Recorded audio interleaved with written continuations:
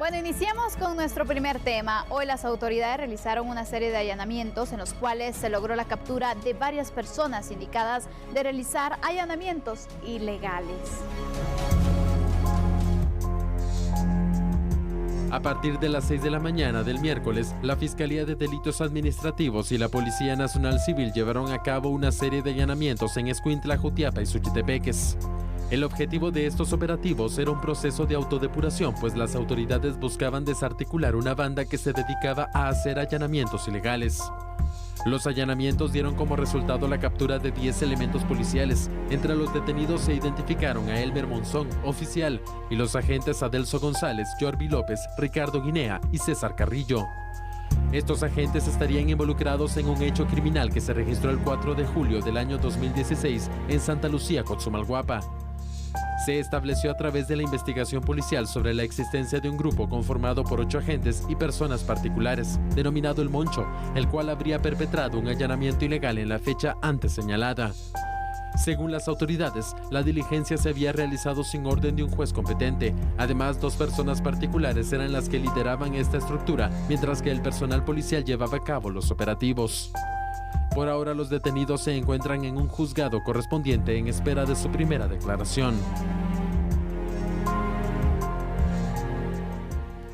Algo que es muy importante acá en A la Medida es que a través de estos programas tratamos de que usted analice, pero también que aprenda algunas cosas importantes. Sandy, uno de los métodos de investigación precisamente para la averiguación de la verdad es el que se denomina como allanamiento, ¿verdad? El cual consiste en penetrar literalmente la morada ajena, pero con orden judicial. Su base legal, si usted la quiere buscar, por favor, la encuentra en el artículo 6 de la Constitución, en donde se explica que debe existir una presunción de un hecho delictivo y contar con la validación de un juez competente. Ahora, específicamente, y este artículo anótelo muy bien, el número 23 de la Constitución, que indica que la vivienda es inviolable, pero que con la orden de allanamiento que ya explicamos, puede practicarse esta diligencia en un horario que está comprendido de las 6 de la mañana a las 18 horas. Entonces, la pregunta acá viene nuevamente a ser bien importante. ¿Cómo detectar una orden de allanamiento real o falsa? Porque vimos precisamente la captura que se hizo, ¿verdad?, de una banda lamentablemente integrada por policías, pero que la misma PNC pues logró cooptar y poner tras las rejas en esta jornada, que se dedicaban a eso, a allanamientos ilegales. Sandy, ¿qué te parece? Increíble, Julio, pero mira, al igual que ayer lo mencionábamos con el Ministerio Público, sí, que también pues se capturaron algunos trabajadores por realizar situaciones también delictivas. Aquí también vamos a destacar esa investigación, seguimiento y el trabajo que realiza la policía con su función también de depurar a esos malos agentes que están afectando a la institución. Sin duda, pues esto deja una lección y ojalá que también pongan que pensar a quienes a lo mejor están cometiendo algún tipo de ilícito a lo interno de la institución. Absolutamente cierto, Sandy. Ahora, fíjate que cuando hablábamos de algunas de las características iniciales del allanamiento, en lo que trataba tu servidor de explicar, sobre todo en el artículo 23 de la Constitución, anótelo para que usted lo pueda revisar más tarde.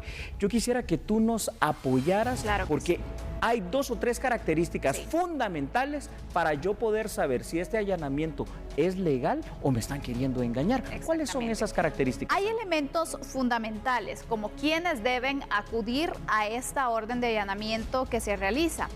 Para que el allanamiento sea legal, se necesita primero la orden de un juez competente, la presencia de fiscales o auxiliares fiscales del Ministerio Público y la presencia también de los agentes de la Policía Nacional Civil.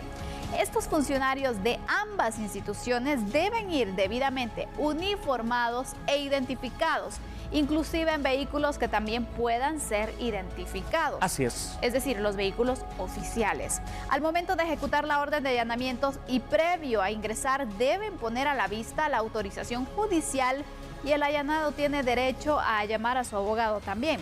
Normalmente en un allanamiento se secuestran posibles evidencias, las cuales deben ser debidamente listadas, identificadas y embaladas. Estos son los requisitos principales que usted puede observar entonces si se lleva a cabo un allanamiento de forma legal o tiene alguna irregularidad. Te digo algo, muy bien dicho, muy bien explicado. Si uno de estos elementos, fíjate tú, Sandy, falta, aquí la cosa ya es de sospechar. Claro. Por ejemplo, en el caso de estos policías que fueron capturados el día de hoy, ellos llegaban solos como policías, identificados porque realmente eran policías, probablemente hasta en las mismas radiopatrullas, chalecos, todo, pero faltaba, por ejemplo, el tema de que estuviera la presencia de los fiscales del Ministerio Público. Tenemos que ver fiscales, policías, vehículos oficiales, una orden de allanamiento que a mí me la presenten debidamente identificada con los sellos y con la firma correspondiente del juzgado que lo está autorizando. Entonces, ya con eso podemos tener una certeza de que ese allanamiento es real. Muy difícil que se pongan en contubernio tanto fiscales como policías. Vamos a hacer un allanamiento que sea ilegal, eso sí es complicado. Ya es complicado, pero mira, por ejemplo, dentro de los requisitos hay algunos puntos que sí se vuelven vulnerables. A ver, te diría, dime. por ejemplo, una persona puede falsificar una orden de un juez. Sí, muy Te fácilmente, puede decir, lamentablemente. bueno, aquí está la orden de juez Sí. y tú que sabes en realidad quién es el juez, porque obviamente existen varios, entonces ese podría ser un punto débil. ¿Sabes qué es lo que pasa? Para empezar, obviamente como esto no es algo que sea tan cotidiano, no estamos, la mayoría de los ciudadanos, mejor dicho, no están, digamos, familiarizados con una orden de juez competente. Esto se hace en hojas simples, tampoco es que viene en hojas distintas, hojas simples membretadas, precisamente dicen organismo judicial, viene la orden de allanamiento, viene el juzgado, viene el juez, pero eso mismo es muy fácil de vulnerar, de falsificar.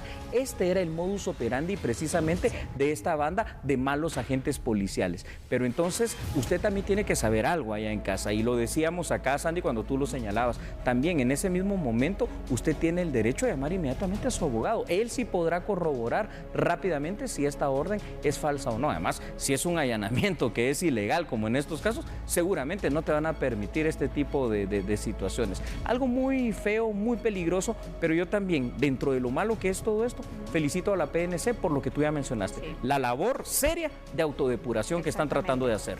Mira, Julio, y por ejemplo, ¿qué pasaría si llegan a mi casa a realizar un allanamiento con algunas irregularidades? Por ejemplo, solo agentes, no llega el Ministerio Público. No los dejas entrar. No se tiene el conocimiento, porque esa es otra situación. Sí. Las personas no saben en realidad o no conocen cuál es el proceso, los requisitos. Por eso es necesario que se lo demos a conocer.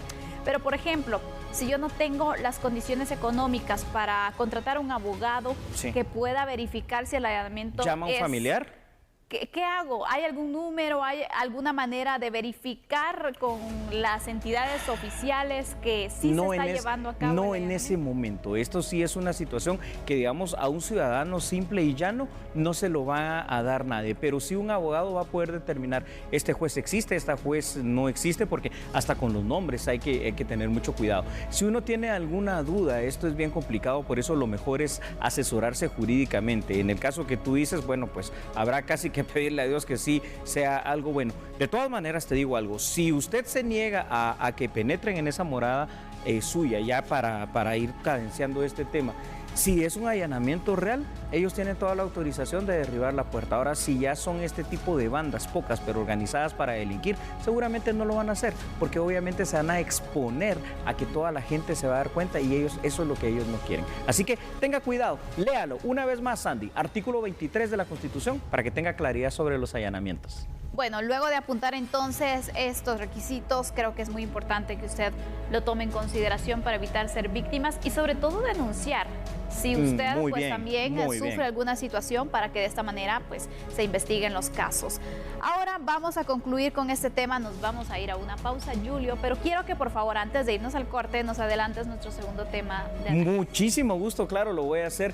Una lluvia intensa, y precisamente esto queda como anillo al dedo para el siguiente tema. Se está discutiendo sobre una posibilidad de que la Conred pues cambie hacia otra institución que se va a llamar Senagrit. ¿Quiere más información? Cuando volvamos de la pausa lo hablamos, ¿te parece? Siga con nosotros, ya volvemos. No cambie, sabe que nosotros somos a la medida.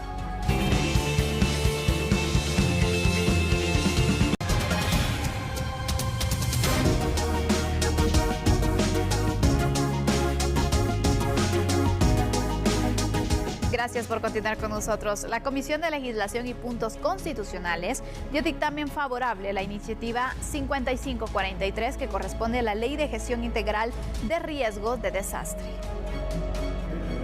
Esta normativa busca crear la Secretaría del Sistema Nacional de Gestión Integral de Riesgo de Desastres, SINAGIR, la cual será conformada por el Ejecutivo, la CONRED y el Ministerio de la Defensa Nacional. El objetivo es agilizar las gestiones y respuestas ante las emergencias de desastres naturales para prevenir las muertes humanas. Además de prever de suministros para cubrir las necesidades de las personas, accionará para mitigar los riesgos existentes a través de reglamentos de seguridad. El documento también contempla la creación de un fondo permanente que será presidido por el Consejo Nacional, coordinado por el Ejecutivo, pero que será ejecutado por la Defensa Nacional. Este tema es interesante y por eso merece la pena este análisis. Y es que la propuesta de esta iniciativa de ley lo que busca es sustituir, escuche usted, lo que es actualmente la Coordinadora Nacional para la Reducción de Desastres, CECONRED, creando por su parte el Sistema Nacional de Gestión Integral de Riesgos de Desastres, que pasaría a llamarse por sus siglas SINAGIR. La SINAGIR tendría funciones similares a las de la CONRED actualmente, para trabajar en la reducción y prevención de desastres, accionar ante amenazas, emergencias y además busca crear un órgano rector, un Consejo Nacional de Gestión Integral de Riesgos y Desastres. Aquí la novedad es que se integraría tanto el Poder Ejecutivo a lo que actualmente conocemos como la CECONRED, que pasaría a ser esta SINAGIR, y además estaría allí la participación Sandy activa y a nivel de coordinación y operativa también del Ejército de Guatemala. Pero yo veo algunos puntos que tenemos que analizar. Definitivamente. ¿Y qué te parece también si para entrar en el análisis mencionamos de una vez cuáles son las entidades que estarían conformando este sistema? Claro que sí. Porque es necesario dar a conocer cómo se estaría estructurando entonces. Este consejo que se pretende crear sería el encargado de tomar decisiones y estaría encabezado también por la Presidencia y el Ministerio de la Defensa, pero también estaría el secretario de la SINAGIR, quien no tendría incidencia en la toma de decisiones. Los ministros de Estado también deberían o deben estar en este consejo, excluyendo al de Economía. El presidente del CACIF, el secretario de la CEGEPLAN, el presidente de la Asamblea de los Colegios Profesionales, el presidente de la Asociación Nacional de Municipalidad y un representante de los cuerpos de bomberos conformarían entonces esta propuesta, este sistema que se ha dado a conocer. Me parece bien. A ver, Sandy. Todo lo que tenga que ver con prevención está muy bien. La seguridad se basa en 4 pilares: seguridad interna, Policía Nacional Civil; seguridad exterior, Ejército de Guatemala; inteligencia de Estado, es la información para prevenir los hechos delictivos; y el cuarto de estos 4 pilares es precisamente la prevención de riesgos y desastres. Pero yo veo un problema, y el problema te lo voy a comentar muy rápidamente: el decreto 18/2008, la ley marco del Sistema Nacional de Seguridad, que es ella la que integra, no crea, pero sí dice que este sistema de prevención de riesgos y desastres está a cargo actualmente de lo que conocemos como la CECONRED, la Secretaría Ejecutiva de la Coordinadora Nacional de Reducción de Desastres. Quiere decir que para integrar esta nueva institución, si se tiene el visto bueno en el Congreso, habría que modificar el decreto 18/2008, si no aquí habría 2 normas del mismo rango de decreto legislativo que estarían chocando una con otra. Crearían confusión aparte de ello, pero yo te pregunto algo, Julio. Cambiar entonces la función a CONRED, agregarla únicamente donde no tenga voz ni voto prácticamente, porque eso es lo que se menciona entonces, o mejor fortalecerla. Yo creo que en este momento, antes de pensar en una transición que pudiera ser positiva, yo no digo que no, debería ser la prioridad fortalecer lo que tenemos hoy como CECONRED, es decir, integrar. Y aquí habría posibilidad de cambiar tal vez ya solo el decreto 18/2008, la ley marco del Sistema Nacional de Seguridad, para integrar de una manera más activa al Poder Ejecutivo, para integrar de una manera más activa al Legislativo y también obviamente al Ejército de Guatemala. ¿Sabes por qué? Porque lo que pasa es de que cuando hay este tipo de emergencias hay que estar pidiendo, y los plazos en el Congreso y todo se vuelve muy lento, pero sí soy de la opinión que fuera de que la discusión puede tardar cierto tiempo y las modificaciones legales deben de llegar, lo primero que deberíamos de hacer con lo que tenemos, coincido contigo, fortalecer la CECONRED. Y es que hemos visto que ante distintos incidentes que se han registrado, distintas emergencias, CONRED siempre ha requerido, incluso en el Congreso de la República, que se cree ese fondo de emergencias. Correcto.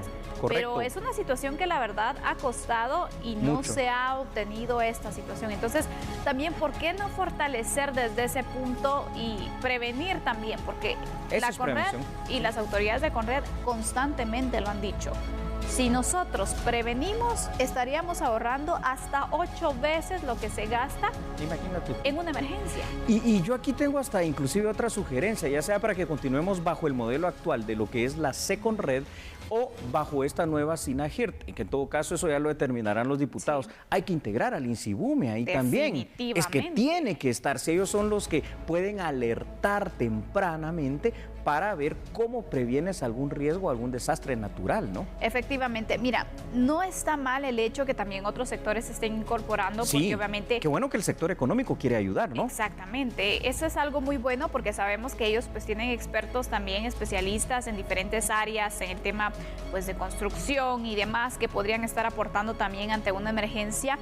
Pero también lo que yo quisiera saber es cómo se pretende financiar esta propuesta. Sí, Porque esto... puede ser la mejor propuesta, pero si tampoco es viable económicamente, entonces no va a servir. Mientras más instituciones obviamente tú involucres, pues obviamente puedes abarcar mucho más si las logras coordinar bien, tener una ayuda, una respuesta inmediata, pero si no se hace y si no se hila fino y queda todo bien estructurado, también va a ser una complicación burocrática que probablemente haya que analizar, como te decía, muy bien. Yo creo que los diputados pueden hacer las dos cosas al mismo tiempo, analizar tranquilamente si esta SINAGIRT puede llegar a ser funcional y hacer los cambios y modificaciones legales en su momento de todos los cuerpos que así lo necesiten en lo legal, pero mientras tanto lo que urge sí es que le demos todo el apoyo, toda la agilidad y, como tú decías, hasta esa facilidad económica y de acción a lo que es la Seconred y le dejemos participar inclusive al Ejército de Guatemala, que al final de cuentas, cuando hay una situación de estas de emergencia, el Ejército es el primero que llega y responde. Claro, hay una situación que se da y es en el tema de la toma de decisiones, Sí, donde sí. aquí el papel fundamental lo tendría el Ejecutivo y el Ministerio de la Defensa, quienes tendrían que decidir qué se va a hacer. Allí no hay problema, porque la ley... Conred no lo puede, no tendría en este caso mayor decisión. Fíjate, ¿Cómo lo ves? Yo creo que esto no cambiaría mucho el modelo actual. La Ley Marco del Sistema Nacional de Seguridad hace que el Consejo Nacional de Seguridad, que es presidido por la Presidencia de la República, quien ejerza ese cargo, tiene el mando en ese momento de un desastre. Entonces yo creo que esto ya tenemos bastantes años. Recuerda que esa ley viene desde el año 2008 de experiencia como Estado. Lo que no tenemos es la agilidad para interrelacionarnos en un momento de emergencia con el legislativo. Lo que no tenemos es lo que tú decías, que el legislativo tenga y el Ministerio de Finanzas ya los fondos ahí listos. Y lo que no tenemos, y me parece algo novedoso, es el hecho de que los empresarios puedan poner a disposición sus capacidades, sus fondos y sus apoyos en caso de emergencia. Analícelo usted y seguramente lo volveremos a tratar aquí en A la Medida.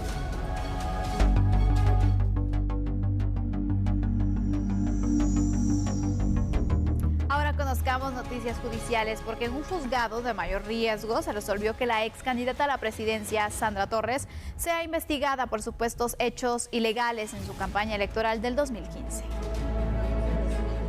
La jueza de mayor riesgo, Claudette Domínguez, aceptó la solicitud de la Fiscalía Especial contra la Impunidad que la ex primera dama y expresidenciable Sandra Torres sea investigada por la posible comisión de hechos ilegales en el 2015, cuando buscó llegar a la primera magistratura del país.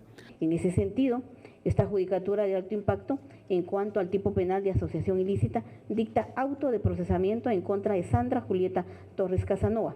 Al finalizar la audiencia de primera declaración, el abogado Marco Vinicio Salvatierra se pronunció sobre la decisión judicial. Pues fue ligada a proceso por los dos delitos, una situación que nosotros como defensa no esperábamos, pero somos respetuosos de las decisiones judiciales.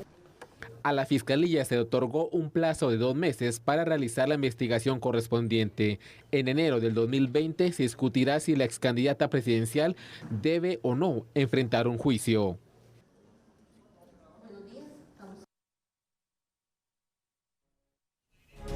Ahora, es muy interesante una cosa, Sandy. Vamos a hacer una breve pausa comercial. Sí. Pero, ¿me podrías decir con qué vamos a regresar? Bueno, derivado de las lluvias también se han activado albergues. ¿Cierto? Y hay que tomar algunas medidas de seguridad. Así lo recomienda una organización internacional. Y yo te digo en qué punto antes de irnos, sobre todo para cuidar la integridad de los menores y de los adolescentes. ¿Quieres saber más? En un momento ya volvemos, ¿no? Así es, vamos a la pausa, regresamos enseguida. Somos a la medida.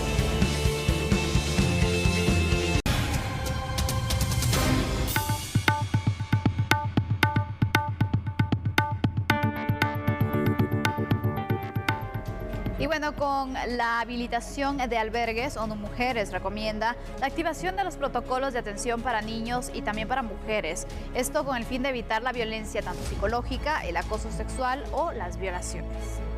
Tener muy bien delimitados los espacios para hombres y para mujeres, tener vigilancia permanente, decirle a las mujeres que muchas veces no reconocen que tienen derechos, que nadie puede infringir sus derechos a la integridad física. ¿Es un plan, una recomendación? La Conred está trabajando en esos protocolos con nosotras desde hace un par de años y cada vez estamos logrando que en todos los albergues se tenga en cuenta esas medidas, pero necesitamos que las mujeres sepan que por ningún motivo hay que naturalizar ningún tipo de violencia ni ataque contra ellas. Para las áreas municipales también se le recomienda. Sí, eso ya está incluido en los planes municipales. Lo que pasa es que muchas veces por las emergencias no se tiene en cuenta ese cuidado primordial a los seres humanos y particular a las mujeres, que son las que son atacadas siempre cuando hay desastres naturales. Por eso el mensaje es de que ellas también conozcan sus derechos y las autoridades de que generen los espacios para que no haya ninguna posibilidad de algún tipo de agresión. A la fecha, Conred cuenta con una guía para la gestión de albergues cuyo objetivo es orientar a los miembros de la Comisión Municipal y Departamental ante emergencias por lluvias. Cuando le decimos una y varias veces que la prevención es el éxito en seguridad, ahí lo tiene para este tema. Y es que escuche usted, los migrantes y las personas desplazadas por los desastres naturales, por supuesto que se ven obligados muchas veces a utilizar los servicios de los denominados albergues. Recordemos que las personas más vulnerables en todos estos casos suelen ser los adultos mayores, las mujeres y, por supuesto, los niños y adolescentes. Estos albergues deben de activar una serie de protocolos a efecto de evitar que en la aglomeración de personas puedan producirse abusos de todo tipo, pero sobre todo de carácter sexual contra mujeres, contra menores de edad. La activación de protocolos para niños y mujeres, entonces, Sandy, en este tipo de albergues es algo que se debe tener. Y vamos a empezar a profundizar en el análisis cuáles serían ese tipo de medidas, Sandy, Por supuesto, Julio, porque sin duda es necesario que se pueda implementar. ¿Por qué? Porque bien dice y reza también un dicho muy conocido, a veces unos están en la pena, otros en la pepena, aprovechándose obviamente de la desgracia o de la situación que viven otras personas. Por lo tanto, tenemos que estar en alerta en todo sentido y en todo momento también. Claro, porque en ese momento se supone que es una emergencia, pero puede haber cualquier pervertido, puede haber cualquier depredador sexual. ¿Puede aprovechar? Sí, o puede haber hasta alguna persona que tenga una enfermedad mental, parafilia o algo así, que lo haga delinquir al ver allí precisamente a personas tan vulnerables. ¿Cuáles serían algunas de esas reglas mínimas fundamentales que los protocolos deberían de poseer y poner en práctica en los albergues, Andy? Bueno, a continuación nos vamos a señalar y por ello vamos a mostrar en pantalla algunos datos. La regla general a seguir es el de poseer cuartos que separen por género a las personas donde sea posible. Los menores deben permanecer en la estancia en donde se encuentra preferiblemente su madre. En estas situaciones tan sutiles como la utilización de baños y la vigilancia de cada uno de los dormitorios, pasillos, baños y demás ambientes de los albergues también debe ser monitoreado. En caso de que se presente algún tipo de abuso de cualquier tipo y sobre todo de índole sexual en contra de los menores, inmediatamente debe avisarse a las autoridades policiales para que se pueda hacer algo al respecto. Correcto, cuestiones básicas, cuestiones fundamentales. Yo le agregaría otras cosas muy de lógica. Ahí estamos viendo, por ejemplo, en pantalla, usted ve en la parte superior izquierda de la misma. Vea esto, ahí está, magnífico, gracias al equipo de producción de La Medida. Pues como estos albergues tienen estos catres, pero ¿por qué no poner también a personas encargadas, no solo de las personas que están siendo albergadas, sino de estos propios albergues para que, por ejemplo, no entre un hombre al cuarto de mujeres y viceversa? Claro. Personas cuidando también, por ejemplo, los pasillos, los baños, que son áreas tan vulnerables, porque porque es que no se vale que en medio de una desgracia, de una tragedia, de una emergencia, pues venga a pasar este tipo de hechos delictivos, pero lamentablemente han pasado, eso hay que decirlo. Exactamente, pero mira, al final Sandra, cuando observamos los albergues sabemos que obviamente los recursos económicos a veces se quedan pues claro, muy cortos claro, para todo lo que se quisiera hacer, pero hay que tomar en cuenta estas recomendaciones que se dan, porque cuando tú visitas un albergue normalmente todas las personas están en un mismo salón. eso es Utilizan correcto, salones normalmente comunales, sí, alguna escuela, puntos entonces de concentración donde todos están allí.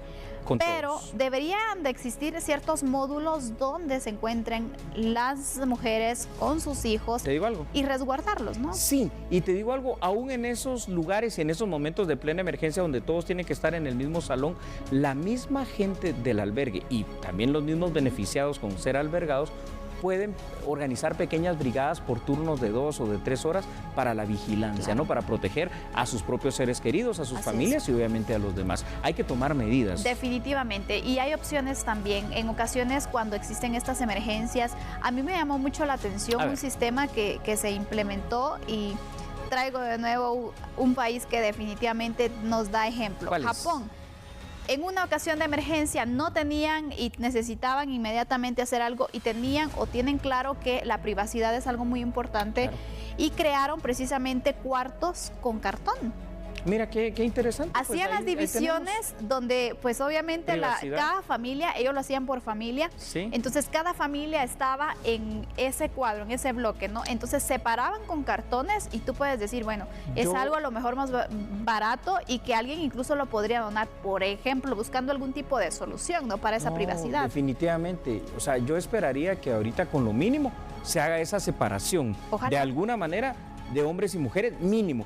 Pero si no, sí sería ideal poder llegar a eso. Es decir, de una manera muy fácil, muy improvisada, pero Claro. muy efectiva. Al final de cuentas, no separar el núcleo familiar cuando existe. Para que el mismo pater familias pueda proteger a su esposa y a sus hijos. Pues ahí está el tema. Es una recomendación de ONU Mujeres que es muy importante, Sandy, y hemos añadido aquí algunos detalles. Usted en casa seguramente tendrá otras ideas muy importantes.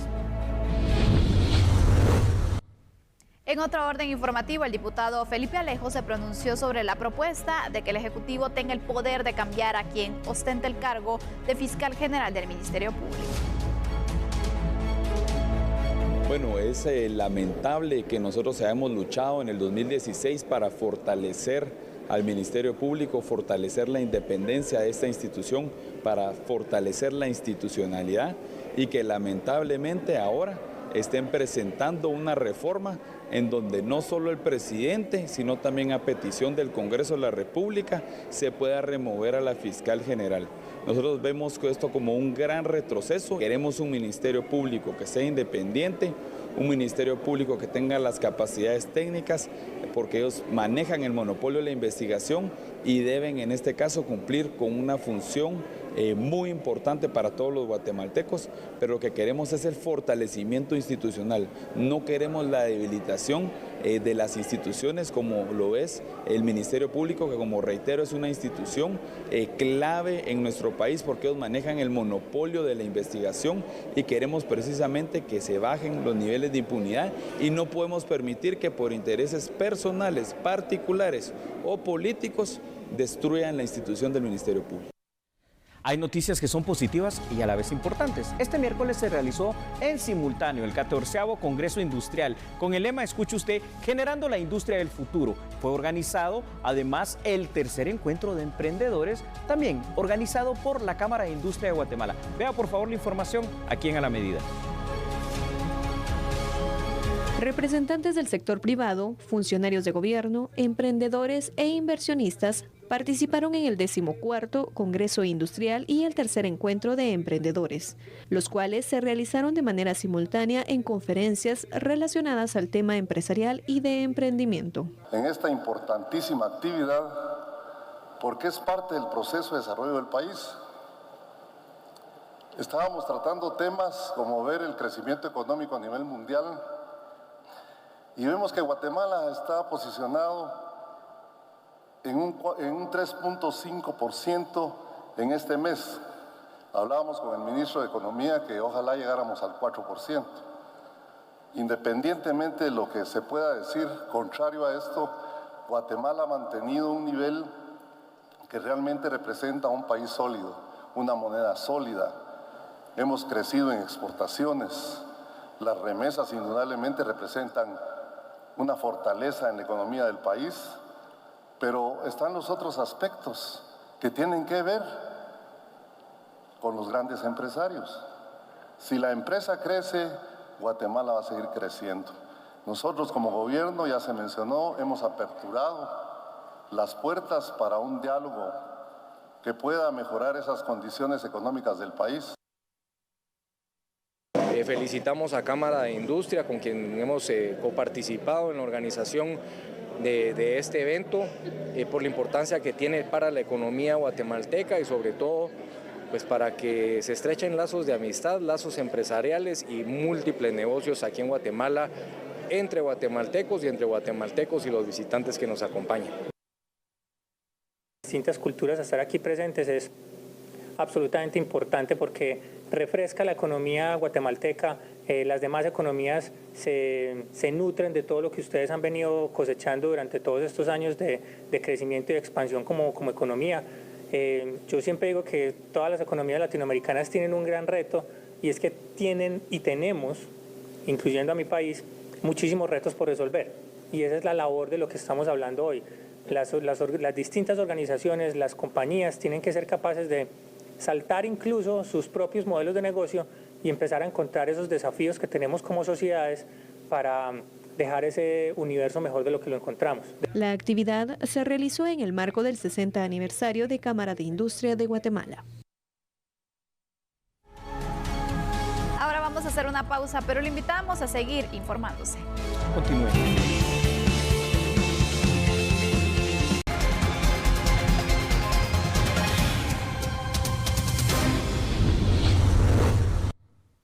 Un estudio señala que los guatemaltecos se enfrentan a dos problemas: la desnutrición y el sobrepeso. Esto está afectando la salud y el desarrollo.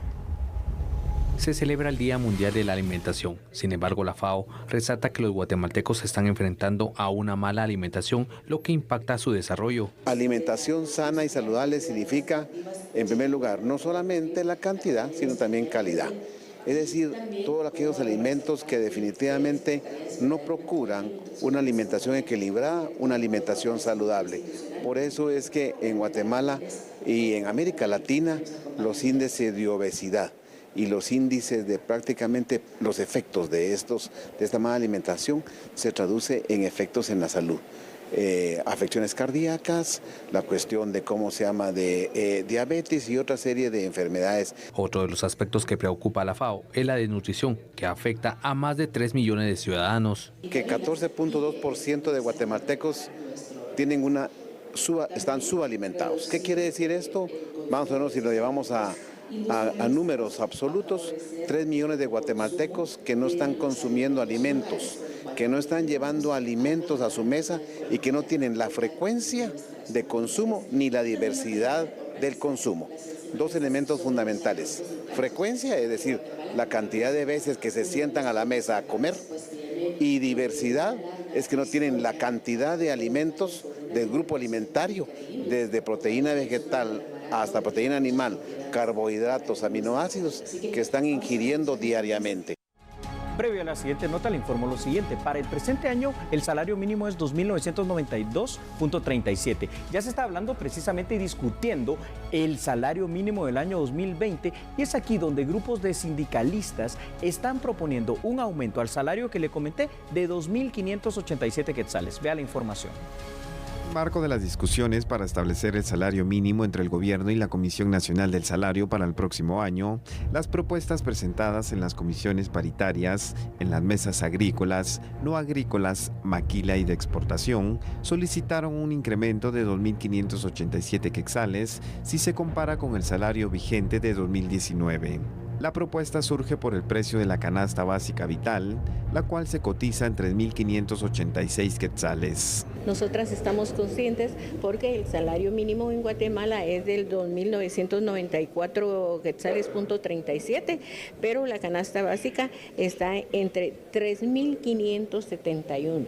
No tenemos el poder adquisitivo para poder mantener a nuestros hijos, pagar luz, agua, casa, vivienda, educación y salud.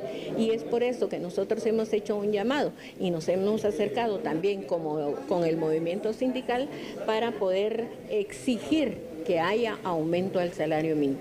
No podemos seguir viviendo en una situación. Hemos dicho que estamos de acuerdo con lo que plantean los compañeros que son miembros de la Mesa Nacional del Salario, de la Comisión Nacional Tripartita, que han propuesto que sea 184 quetzales.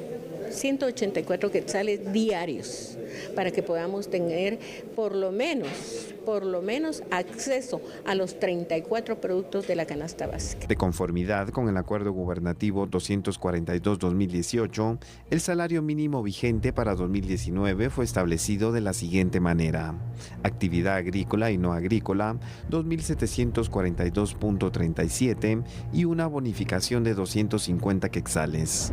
Actividad exportadora y de maquila, 2.508.16 con una bonificación de 250 quetzales. En los últimos 2 años no ha existido consenso entre el gobierno y la Comisión Nacional del Salario y ha sido por medio de un decreto presidencial que se ha establecido el monto económico. En otro tema, el vicepresidente de la República reafirmó que el acuerdo migratorio firmado con autoridades estadounidenses no debe ser aprobado por el legislativo. Bueno, yo creo que cada país tenemos una independencia, tenemos nuestras propias reglas, nuestros propios procesos jurídicos, nuestra propia constitución, y la constitución es clara en qué momento un acuerdo debe llegar al Congreso de la República. Está bien establecido y ya se ha hablado a la saciedad de esta situación, así es de que de momento nosotros seguimos en la misma hoja de ruta como había sido establecido. Firmamos y no hay por qué pasarlo al Congreso según lo que establece la Constitución, así que en eso estamos claros. La denominada Comisión de la Verdad continuó el día de hoy con las audiencias de las personas que fueron agraviadas por la Comisión contra la Impunidad en Guatemala. Los diputados Juan Ramón Lago y Manuel Conde Orellana escucharon los testimonios de los familiares de Freddy de León Barrios, señalado de participar en la estructura criminal de Juan Ortiz Chamalé.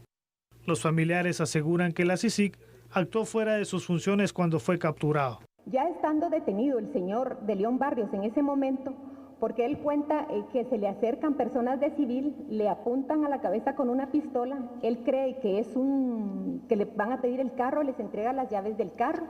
Posteriormente ya se acercan otras personas de CICIG que ya le ponen los brazos para atrás y comienzan desde ese momento que lo detienen, le dicen a él, se le acerca el policía internacional, Alejandro Lizana Cortopasi, y le dice que lo único que él quiere es que colabore con ellos, que le hable de determinadas personas que no tienen nada en contra de él y que si él acepta se puede ir, incluso en ese momento si él aceptaba.